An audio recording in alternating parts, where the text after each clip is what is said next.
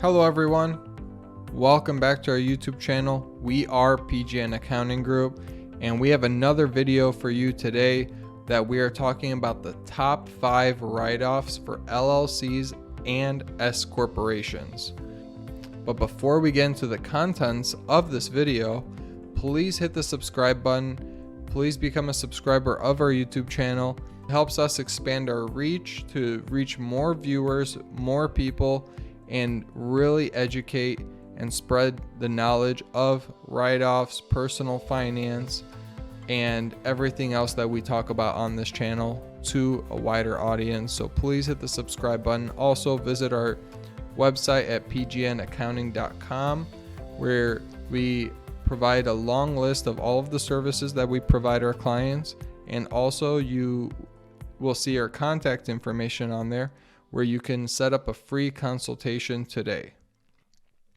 Now, back into the contents of this video, the top 5 write-offs for LLCs and S-Corporations. So it doesn't matter if you have a limited liability company or an S-Corporation or even a sole proprietorship. This will benefit you and help you on saving taxes no matter what entity you have. We're going to be hitting startup and organizational costs, the home office deduction, the vehicle deduction, marketing and advertising expenses, and also not really a write-off, but substantial tax saver, and that's actually converting from an LLC to an S-Corporation. Our first tax write-off for LLCs and S-Corporations are startup and organizational costs. I'm sure a lot of you that have started your own business have seen this or heard of this vaguely and are wondering, what is that? I have no idea. I'm preparing my own taxes, or my CPA never talked to me about this. It's okay. A lot of you business owners are unaware of this. You know your own business, you know your niche, but you don't have to know every nitty-gritty of the tax code. That's why you hire people like us, a CPA, that is able to guide you and give you the knowledge that you need to maximize your tax write-offs and to implement certain tax strategies into your business.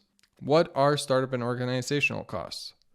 They include marketing, legal and professional fees, business coaching when you're starting up your business, and any other business expenses that are incurred before you start your operations or start earning income.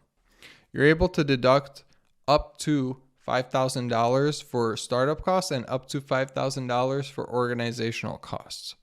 However, if your expenses are over $5,000, then those must be amortized over 15 years. The $5,000 deduction is reduced by the amount your total startup or organizational costs are over $50,000. And any remaining costs must be amortized over 15 years. So if you have a substantial amount of startup and organizational costs, it is unfortunate because you're going to have to amortize the majority of those costs over 15 years. The second write-off for LLCs and S-Corporations is the home office deduction. A lot of CPAs and a lot of tax preparers, they're afraid to use this. They think that it's a red flag for the IRS. So you are able to take this as a deduction to reduce your taxes. What is the home office deduction? If you have a designated space in your home that is used for business, whether it's your room, a portion of the room, a garage, etc., that is your home office, and you're able to take a deduction for that portion of your house that you're using for business. And you're able to deduct the home office via 2 options. Option 1 is the simplified method. Option 2 is the regular method. The simplified method is obviously more simple. Under the simplified method, you're able to deduct $5 per square foot. So if your home office is 100 square feet, a 10 by 10 room, then you multiply 100 square feet times the $5, and you have your deduction of $500.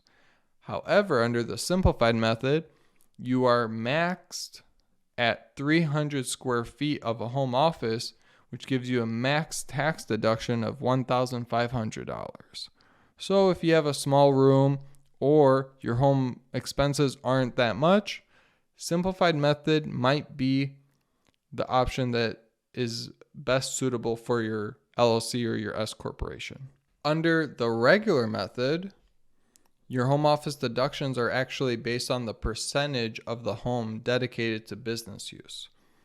The steps to determine your home office deduction is, first, you have to measure the square footage of the space used for home office. Then measure the square footage of the entire home and divide your home office square footage over the square footage of the entire home. And that gets you your business use percentage of the home.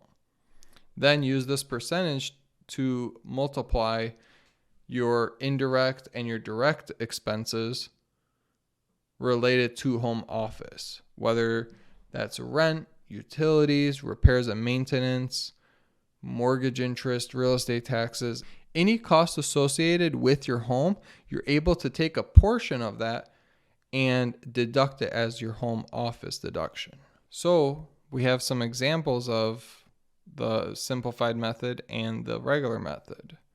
So under the simplified method, as I said before, if you have a home office that is a 10 by 10 room, that's 100 square foot, multiplied by the flat fee of $5 equals a $500 home office deduction.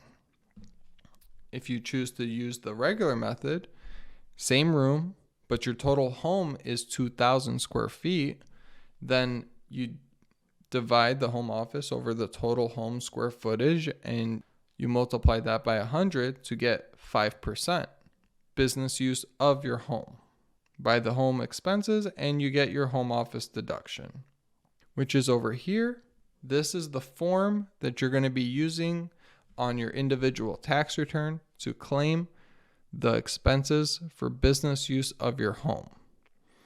So you're going to show the IRS, well, this is how much the square footage of my home office is. This is the square footage of my home, and that's over here. This is where you're going to be telling them all of that information. And then in part 2, you're going to be figuring out how much of a deduction you're actually able to take. So this is where you put in your deductible mortgage interest, real estate taxes, and then your repairs and maintenance, rent, home insurance, other expenses associated with the home. You take a portion of that and you're able to deduct that as home office expense and reduce your business income and reduce your taxes. Write-off number 3 for your LLC or your S-Corporation is the vehicle deduction. This is a very popular deduction, but it's also pretty complicated if you're not really aware of all of the facts and all of the different IRS tax law that you need to follow when you're taking the vehicle deduction. So there's 2 options to deduct your vehicle expenses. One is the standard mileage method and another is the actual method. The standard mileage method is simple. You take how much mileage you drove for business, you multiply that by whatever the IRS says for that year is the price per mile, and then you get your vehicle deduction. So it's pretty simple. This is a flat cost that the IRS determines every year, and it's usually the same price per mile for the entire year. But for 2022, since gas prices shot up like crazy, they actually enacted for the first time that I've seen in my professional career that they increased the mileage deduction mid-year. So for the first half of the year, you're able to take 58.5 cents per mile as an auto deduction. But then the second half of the year for 2022, you're able to take 62.5 cents per mile. So that's a substantial increase because, again, gas prices increase substantially as well. So we have an example here for the standard mileage method. So let's say you drove 10,000 total miles in 2022 and 5,000 of that was for business miles. And again, since there's two different price per mile that you're able to deduct, one for the first half and one for the second, we have to also figure out how many miles we drove in the first half of the year and how many miles we drove in the second half of the year. So let's say we drove 2,000 miles between January 1st and June 30th.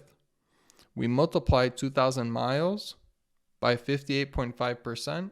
We multiply 2,000 business miles by 58.5 cents per mile, and that gives us $1,170. And then let's say we drove 3,000 miles in the second half of the year between July 1st and December 31st of 2022. We take 3,000 business miles times 62.5 cents per mile, and we get $1,875. So our total 2022 vehicle deduction is $3,045. The second method of deducting auto expenses is the actual method, and this deducts the actual cost of vehicle expenses based on the business use percentage of your vehicle. So whether that's 50% business use or 100% business use, then you multiply your actual costs by that percentage and you get your actual auto deduction to reduce your business income and in the end reduce your taxes. Some examples of auto deductions are depreciation, so that is actually the cost, the purchase price of the vehicle. There's gas, tolls, repairs and maintenance, so oil changes, tires. There's insurance, registration fees, your actual lease payments, car washes, and any other auto expenses you're able to include under here in the actual method. Now, for 2022, I want you all to be aware that right now I'm recording this in October, so there's only 2.5 months left to implement this strategy. Otherwise, it's going away for now. I don't know if Congress decides to extend this, but for now they have not, and they're actually going to be in recess for a month until November and December. So hopefully they extend this, but I would not wait on Congress to start this strategy. For 2022, it is the final year to receive 100% bonus depreciation on a business vehicle placed in service in 2022 if the vehicle is over 6,000 pounds. So for those business owners, contractors, construction workers, or even any other business, if you buy a vehicle that is over 6,000 pounds and you receive it and place it in service in the year 2022 and it's 100% for business, then you're able to take the 100% purchase price, the cost of that vehicle, as a write-off against business income in 2022. So it's a very powerful, very popular tax strategy, but you only have 2 more months to find a vehicle that's over 6,000 pounds that you like, and 2, to receive it and place it in service to receive that deduction. So go out there, start finding vehicles. If it's an actual good business decision, don't just do it based off of tax savings, but make sure that it's a good business decision and you also get the tax savings on top of that. So an example of the actual method, let's do the same facts as before. So 10,000 total miles driven in 2022, but 6,000 business miles were driven in 2022. So an example under the actual method, let's say that you drove 10,000 miles in 2022 and 6,000 of that was for business. You do 6,000 divided by 10 and you get 60% business use of that vehicle. If you purchased a passenger vehicle, not something over 6,000 pounds for this example, but let's say you purchased a passenger vehicle that's $30,000 and you bought it on January 1st, 2022. Obviously, that's not realistic. Nobody's buying a vehicle on January 1st. It makes more sense to buy it December 31st because of this 100% bonus depreciation ending. But for this example, it really makes the numbers easier to follow. So let's just say you went out January 1st and you bought a vehicle.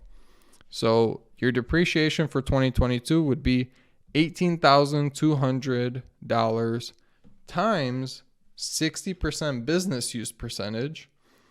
And that gives you your business auto deduction of $10,920 for depreciation only.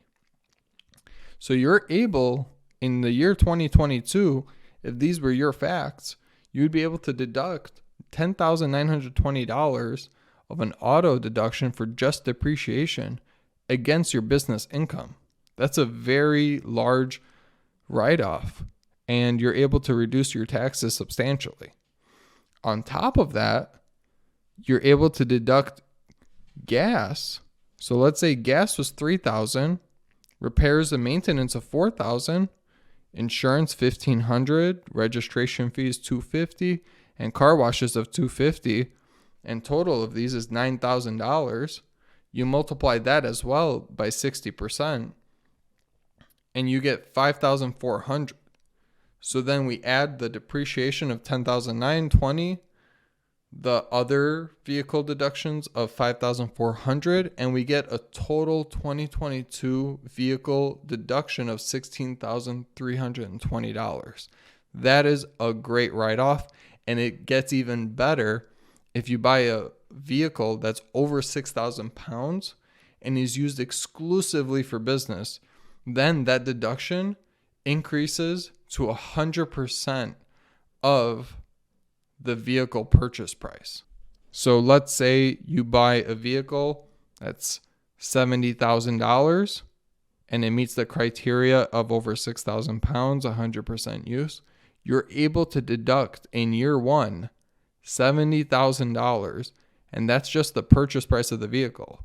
Then you add on top of that gas, repairs, maintenance, insurance, registration fees, car washes. So you can see here that the vehicle deduction is a substantial write-off and very important write-off for business owners of LLCs and S-Corporations because it really helps reduce your tax costs. Number 4 write-off for LLCs and S-Corporations are marketing and advertising expenses.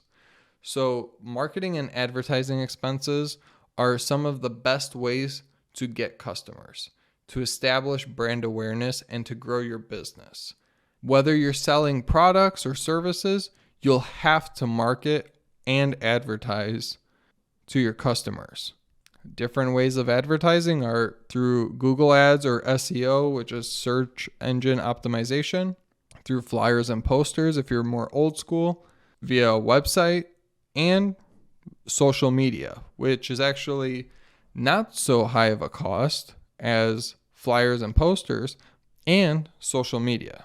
Once your business is past that startup phase that we talked about earlier in the video, then these costs are expensed immediately because you started earning money and you're able to deduct all of these expenses dollar for dollar against your business income. Statistically, on average, for every $1 spent on marketing and advertising, then you earn $2.50. That's a great return on investment. Everyone should be spending on marketing and advertising. Everybody should be using social media to grow their brand awareness, to gain customers, and grow their business. And on top of that, you're able to reduce your business income and reduce how much you're paying in taxes. So the number 5 topic that we're going to be talking about is not really a write-off per se, but it unlocks huge tax savings, and I can't not talk about it. and it is converting your LLC to an S-Corporation. So it's not, like I said, it's not really a write-off, but it does help reduce the amount of self-employment taxes that you're going to be paying. Self-employment taxes are 15.3%, which includes Social Security and Medicare taxes. Converting from an LLC to an S-Corporation helps you also control your payroll and how much you pay yourself, because the IRS requires you pay yourself a reasonable compensation. In the future, I'm going to be talking and making a video exclusively about converting from an LLC to an S-Corporation, so I could go into these topics in more detail. But for this video, I'm touching on it briefly. So if you want to get a notification of when I post that video, please hit the subscribe button below so that you can be notified when that video drops.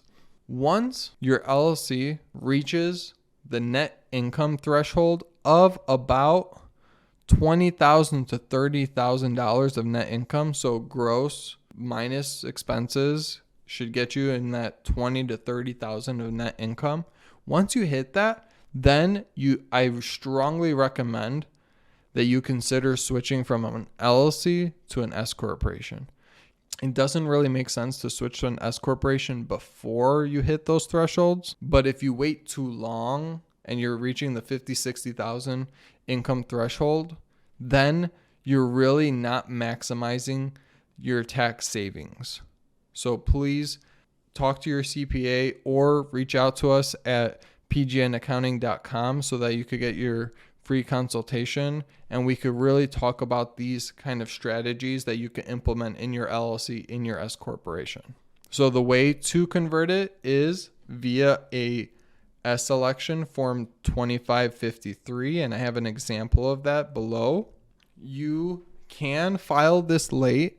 So if you created your business on 1/1/2022 and you miss that deadline to file the 2553 to elect to be a S-Corporation, don't worry about it.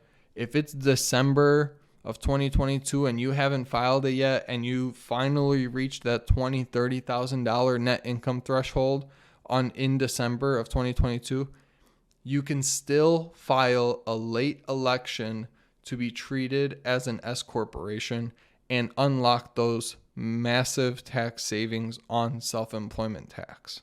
This is what the form looks like. It is a 2553. Please do not try to fill this out yourself. Please hire and consult with a CPA or a tax preparer. Set up a free consultation with us today and we can walk you through it and we can have one of our CPAs.